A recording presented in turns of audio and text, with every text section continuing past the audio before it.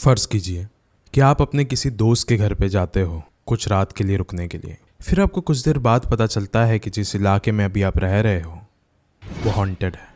आसपास आपके सारे इर्द गिर्द आत्माओं का बसेरा है।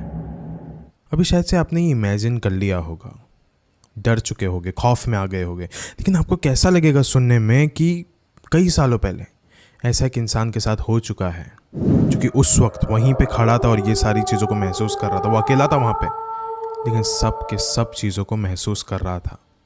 आज की कहानी उसी बारे में है। आज की ये कहानी हैदराबाद की होने वाली है। ये कहानी हैदराबाद के एक इलाके के बारे में है जहाँ पे ये सारी घटनाएं घटी थी और उस इंसान ने वहाँ पे ये एक्सपीरियंस किया था। बताया जाता है कि आज भी वो इसी खौफ के साथ जीता है, इसी एक दर्द के साथ जीता है कि उस रात में उसके साथ क्या हुआ था। लाइक उसको एक सदमा पहुंच चुका है। एंड गाइस, बताया जाता है कि साल 2012 में इस प्रेत आत्मा के वजह से बहुत सारे लोग मौत का शिकार भी बने थे। बहुत सारे लोगों की लिटरली में मौत हुई है इसको लेकर। एंड गाइस, इस चीज़ के बारे में द हिंदू जैसे न्यूज़पेपर एंड न्यूज़ आर्टिकल्स में भी ये कहानी पब्लिश हो चुकी है। एंड गाइस, ये इतना खौफ सिर्फ इसीलिए है क्योंकि वो जो आत्मा है ना, वो सिर्फ किसी एक घर में नहीं बसती, पूरे इलाके पर उसका कब्जा है। आज इसी बारे में बात होगी। एंड गाइस, आप भी चौकन्ने हो जाओ क्योंकि क्या पता, हो सकता है कि अगली बार आप हैदराबाद जाओ और आपके इर्द गिर्द ही ये इलाका पड़ता हो और आप इसी आत्माओं के बसेरे के बीच में फंस जाओ। ध्यान से सुनिए ये कहानी। अब ये वीडियो शुरू करने से पहले ऐसे ही और horror, mysterious and historical videos देखने के लिए सब्सक्राइब कर दीजिए इस चैनल को। अब ये कहानी शुरू होती है। सो गाइस, जैसे मैंने कहा कि ये वाली कहानी हैदराबाद की है, सो गाइस ये कहानी भी वहीं पे शुरू होती है।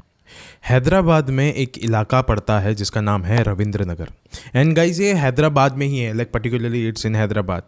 एंड साल 2012 में इस इलाके में कुछ भी ठीक नहीं था।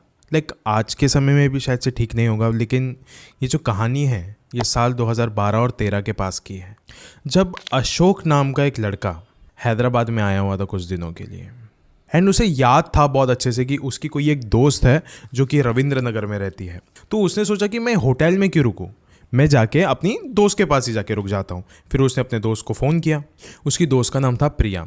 उसने प्रिया को फ़ोन किया, उसको बोला कि मैं कुछ दिनों के लिए आ रहा हूँ यहाँ पे हैदराबाद में, सो मैं सोच रहा था कि मैं तेरे यहाँ पे रुक जाऊँ। एंड प्रिया ने भी एक्सेप्ट कर लिया कि हाँ आ जा, बिंदास आ जा यार, घर पे आ जा।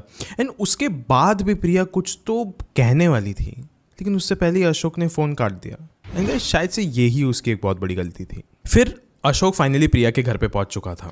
फिर प्रिया ने बोला कि मैं